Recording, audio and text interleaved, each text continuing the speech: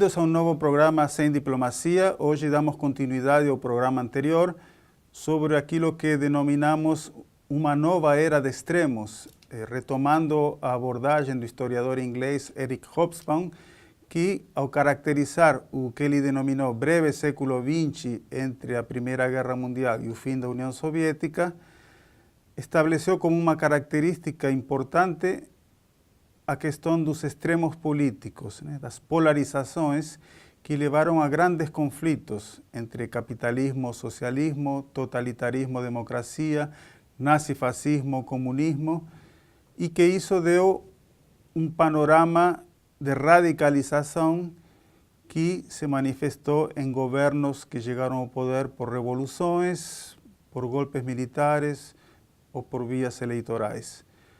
A partir do que foi discutido no programa anterior sobre o governo Trump e a chamada direita alternativa, que faz parte desde a sua campanha eleitoral, como um componente importante do seu discurso, e com presença também no seu governo, hoje vamos falar da Europa, porque uma diferença que nós já marcamos com relação aos Estados Unidos é que na Europa esses movimentos de direita que são eurocéticos, críticos da União Europeia, que são xenófobos, de um nacionalismo étnico, religioso, contra a imigração, estão enraizados numa consciência popular com peso eleitoral e que não é conjuntural. No caso dos Estados Unidos, essa direita alternativa se beneficiou muito da chegada de Donald Trump como um outsider, que também deu espaço a esse setor outsider do conservadorismo americano. Para discutir o caso europeu, nós convidamos novamente Ariel Fingerud, que é doutor pela Universidade Estadual de Campinas em Ciência Política, que é pesquisador do Sem Diplomacia e do IEI, que vai apresentar a visão desde essa direita, como que ela visualiza sua agenda. E Matheus Oliveira, que é cientista político, doutorando do programa de pós-graduação em Relações Internacionais da Unesp, Unicamp e PUC São Paulo, Santiago Dantas, pesquisador do IEI, do Sem Diplomacia, que vai nos trazer uma visão mais crítica dessa direita. Então, na próxima sessão, começamos a discutir essas perspectivas.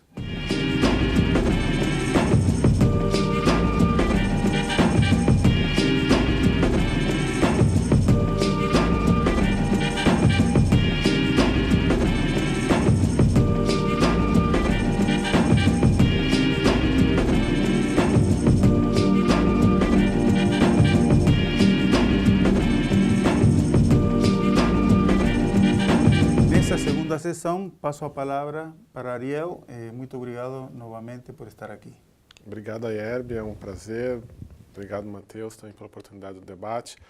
Bom, eu acho que essa discussão sobre a Europa, fazendo esse contraponto com a discussão sobre os Estados Unidos, ela é bastante interessante porque, como fenômeno político, assim, estudando o processo político é muito interessante porque é um movimento que vem lá dos anos 90. Então, esses partidos étnico-nacionalistas, eles surgiram nos anos 90, alguns até são anteriores a isso, e a gente consegue pontuar a ascensão desses movimentos. Então, eles surgiram lá, tinha 0,5%, 1% dos votos.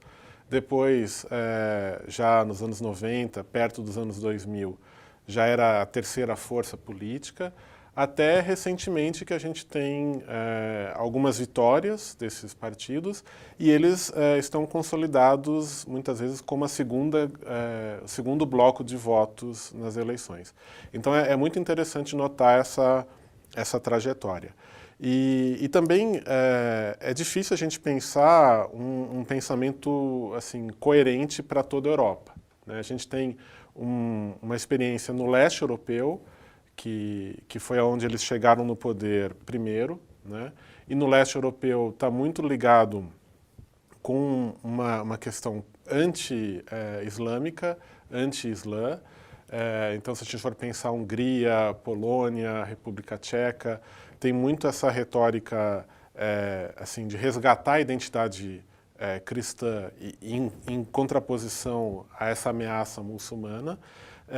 A gente tem também um fenômeno diferente na Escandinávia, onde você tem essa direita étnico-nacionalista preocupada em manter o estado de bem-estar social, que é uma bandeira historicamente de esquerda, né? Mas eles defendem que os direitos de bem-estar social esteja restrito a um grupo nacional específico, né? Os finlandeses, suecos, dinamarqueses. E você tem um outro quadro, digamos assim, na Europa do Norte, né? Se a gente for pensar Alemanha, Holanda, Bélgica, a gente tem uma chegada de refugiados e de imigrantes que, de certa forma, mudou e criou uma tensão social que não existia antes. Então, se a gente for pensar, por exemplo, que na Holanda você tem 25% de muçulmanos, num país pequeno, isso gera um impacto político muito grande. Se a gente for pensar milhões de refugiados entrando na Alemanha, isso muda a configuração, o jogo político na Alemanha. Então, são quadros assim, cada região da Europa tem uma configuração diferente, mas, no geral, o que é interessante notar que são líderes que se colocam de uma forma muito mais carismática do que os líderes tradicionais. Então, tanto as lideranças de esquerda quanto de direita eram figuras muito burocráticas, assim, muito ligadas às decisões de Bruxelas, ligadas às decisões europeias, enquanto que essas figuras elas surgem como uma retórica muito mais populista, muito mais próxima do povo, né? Então, esse fator carisma, eu acho que também ajuda a entender como que eles conseguiram ter o sucesso eleitoral que eles estão tendo. Obrigado. Muito obrigado, Ariel. E agora passo a palavra para Matheus. Obrigado, professor. Prazer retomar essa discussão. Obrigado, Ariel. Eu acho que um primeiro aspecto para a gente entender, retomando um pouco o que o senhor falou na introdução a respeito dos extremismos, parece que a dicotomia que antes existia, por exemplo, entre capitalismo e socialismo, hoje ela se manifesta na Europa muito mais entre um nacionalismo versus um globalismo, ou um etnocentrismo em oposição a um cosmopolitismo. E essa dinâmica atual tem provocado muita tensão, sobretudo no establishment europeu, né? Nos partidos e nos grupos políticos mais tradicionais. Seja porque, por um lado, essa retórica nacionalista evoca alguns dos piores fantasmas da Europa, né? Evoca algumas das páginas mais problemáticas da história europeia, inclusive recente, seja também porque o êxito desse tipo de plataforma significaria, num prazo um pouco mais dilatado, a própria erosão do projeto europeu tal qual ele é conhecido hoje. Então, evidentemente, a gente não pode extrapolar muito o alcance disso. Por exemplo, a situação da França nesse aspecto é muito emblemática, porque ao mesmo tempo em que a Frente Nacional, que existe desde os anos 70, tem progressivamente ganhado espaço nas eleições, a ponto que hoje a Marine Le Pen, a candidata da Frente Nacional, é dada como uma figura certa na disputa do segundo turno, o que mostra um avanço de um partido que tem, entre outras coisas, uma plataforma eurocética.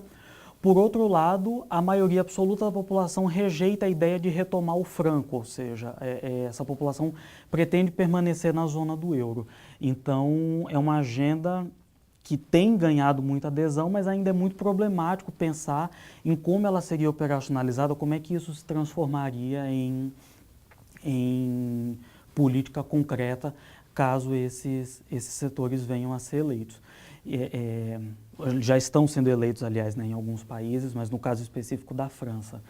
Então, nesse caso, o que você tem é verdadeiramente um receio por parte do establishment mais consolidado na Europa, justamente por conta desses fatores, pelo risco de que a consolidação dessa tendência significa a erosão do projeto europeu e com todos os efeitos, com todos os impactos que isso poderia acarretar. Não por acaso, muitas vezes esses grupos são tratados, seja na imprensa ou mesmo até por líderes políticos, como irresponsáveis, como pessoas que estariam propondo políticas que são oportunistas e que não têm viabilidade prática, que o impacto da efetivação dessa agenda seria muito mais danoso do que a situação que hoje está instalada. Muito obrigado, Mateus.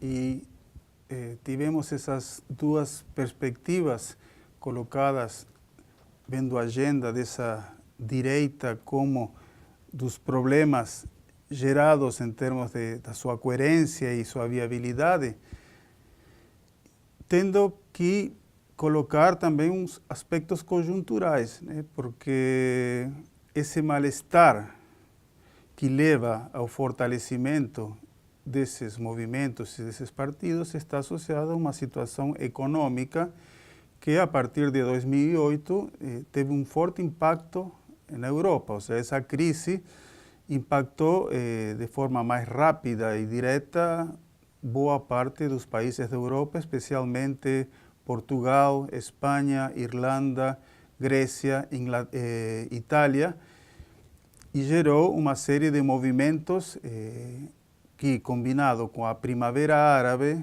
né, os conflitos na Líbia, na Síria, na Tunísia, no Egito, junto a conflitos mais antigos, no caso de Afeganistão, Iraque, né, a guerra civil na Síria, gerou um fator de crescimento da imigração de refugiados, né?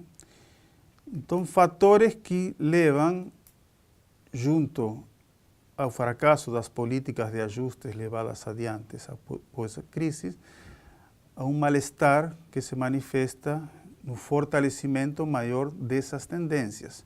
Como foi colocado, né? Inicialmente eram vistos até de uma forma folclórica como, tudo bem, tem oferta para todo tipo de visão, né? Mas não é algo que ameace eleitoralmente, inclusive são ideias fora de qualquer apelo capaz de arregimentar votos, né? Mas não é o que está acontecendo. Então há um mal-estar econômico com a imigração e que está refletindo no fortalecimento de ideias, né, contra a imigração, nacionalistas. E nessa segunda parte, agora, os convidados, como mencionamos todos os programas, né, na primeira parte eles sintetizam, sistematizam uma posição que não é necessariamente a que eles defendem. E justamente o debate que vem na segunda parte, quando cada convidado apresenta sua perspectiva sobre essa questão.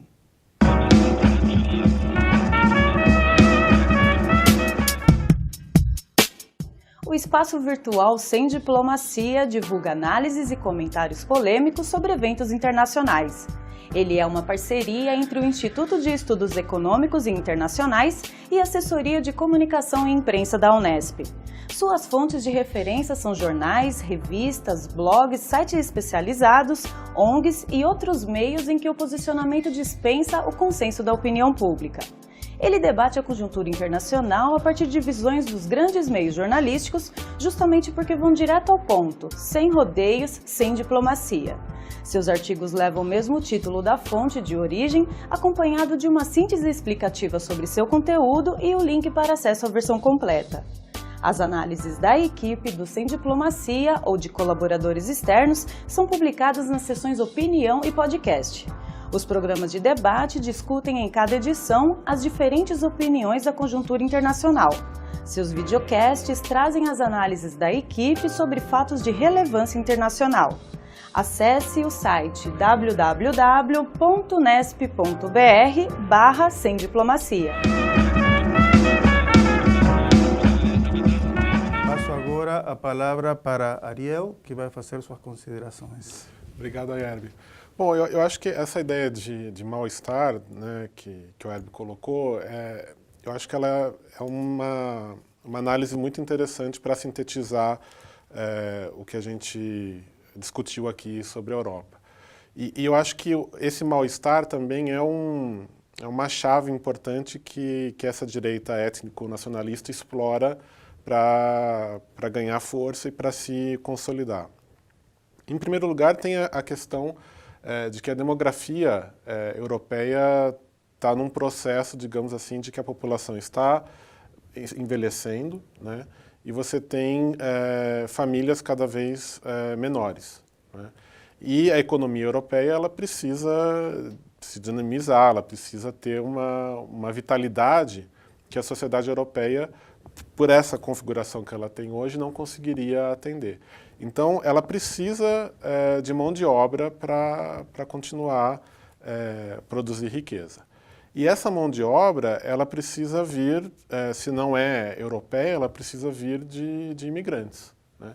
Então, você aí gera um dilema entre aceitar esse imigrante que vai ser importante para a economia ou rejeitar esse imigrante eventualmente por ser de outra religião, de outro país, de ter uma outra identidade, né? Então, essa contradição ela é muito explorada por essa direita nacionalista. Um segundo ponto é a gente pensar que o ateísmo, né, não crer, não ter uma religião, é algo que também cresceu muito na Europa, né?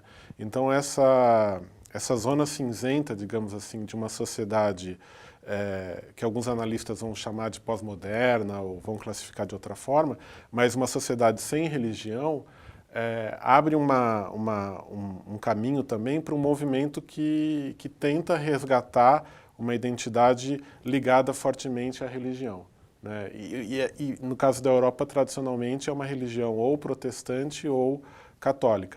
E aí também isso, tanto na perspectiva do problema da mão de obra, quanto da perspectiva da dificuldade religiosa, você facilmente encontra o Islã como um inimigo, né? Então, o anti-islamismo, a islamofobia, ela acaba perpassando por todos esses movimentos étnico-nacionalistas europeus, justamente porque ou o Islã é colocado como inimigo da cristandade, né, ou como aquele estrangeiro que chega na Europa para trabalhar e acaba não sendo assimilado, né? E aí, por fim, tem essa dificuldade também da esquerda de propor uma solução para esse problema, né? Então, o multiculturalismo não resolveu, a assimilação não aconteceu. Então, quer dizer, o que a esquerda tem a propor diante disso? Na ausência de uma agenda de esquerda, você tem até a tentativa desses atores de conquistar o voto que seria tradicionalmente da esquerda. Obrigado, Ariel. Agora eu passo a palavra para o Matheus. Obrigado. Bom, eu acho que para a gente situar essa discussão, me parece que existem 3 elementos que são muito importantes de serem analisados.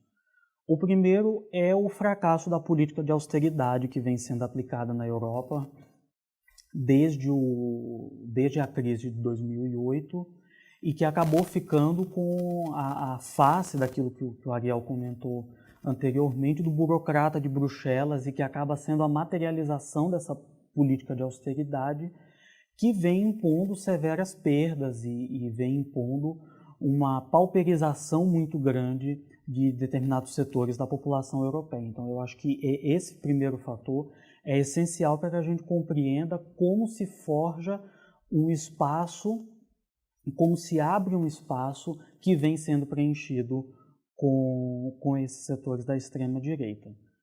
Paralelamente a isso, tem a questão da segurança, quer dizer, a população europeia hoje, de modo geral, parece viver mais acuada, com muito medo do terrorismo, de atentados terroristas, que efetivamente são mais cotidianos para a população da Europa do que para os Estados Unidos, por exemplo, do que nos Estados Unidos, e também no contexto da atual crise migratória, que você tem um intenso fluxo de refugiados que saem tanto do norte da África quanto do Oriente Médio para a Europa. Então, acaba sendo uma combinação uma combinação que abre margem para comparações e para paralelos que, embora não necessariamente sejam verdadeiros, eles acabam tomando uma dimensão significativa na percepção, na forma como as pessoas entendem o momento em que elas estão vivendo. E um terceiro aspecto diz respeito à forma como a esquerda vem se posicionando, porque eu acho que esses dois aspectos anteriores combinados, eles por si só não serviriam para explicar se você tivesse uma alternativa de esquerda sólida, consolidada, com um programa consistente, alternativo ao que está acontecendo na Europa atualmente. Quer dizer, o fato de a esquerda não ter uma agenda coesa e alternativa à atual agenda do establishment europeu, acho que sem dúvida é um elemento que anima, que dá fôlego a essa extrema-direita. Então, qualquer tentativa de interferência nessa realidade de compreensão, eu acredito que deveria passar antes por um exercício de autocrítica da esquerda na Europa, sobretudo no que se refere ao tipo de forma de representação que essa esquerda vem adotando aí desde o final da Guerra Fria. Muito obrigado, Matheus. E fechando esse programa e pensando um pouco também no programa anterior, fazendo a síntese, né? Há um mal-estar, né? Econômico, migratório, sobre empregos, né? Insatisfações, e que abre espaço para posturas mais radicais à direita, né? A esquerda, como foi colocado aqui, não está se apresentando como uma alternativa viável eleitoralmente, mas pensando em termos estruturais, né? Sabendo que esses setores dessa direita têm uma tendência também supremacista, né? No caso dos Estados Unidos, a ideia de supremacia branca, supremacia religiosa, supremacia de origem nacional, né? Contra um outro. E mesmo que cheguem ao governo, deixando de lado a opinião, a simpatia que se possa ter politicamente com as diversas posturas, pensando da viabilidade estratégica, a sustentabilidade desse tipo de solução.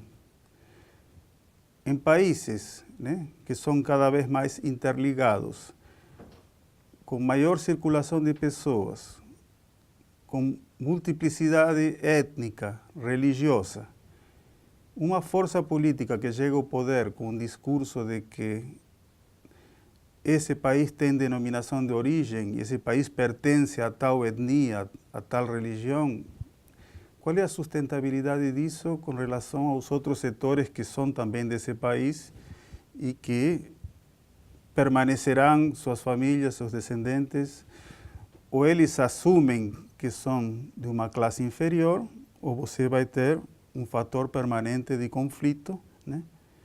Que não se resolve pela ideia de supremacia de grupos, mesmo que o sistema político permita que um grupo supremacista branco chegue ao poder. Ou seja, isso é um problema, isso é um impasse, porque a solução supremacista baseada em critérios de raça, religião, origem nacional, não tem, independentemente de que tenha adeptos ou não tem sustentabilidade política e um fator de conflito permanente.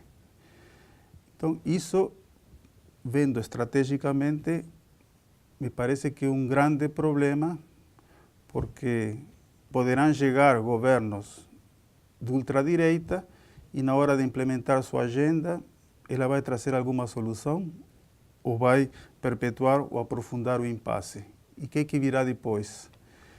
Então, digamos que estamos frente a um problema bastante grave em termos estruturais. Não é só o medo de que ganhe tal ou qual partido, senão quais são as soluções que estão sendo oferecidas dentro dos problemas e do mal-estar que está havendo, que é concreto. Então, esse é um tema preocupante e que nas próximas sessões do programa discutiremos como ele se manifesta na América Latina, com que peculiaridades. Muito obrigado e até o próximo programa.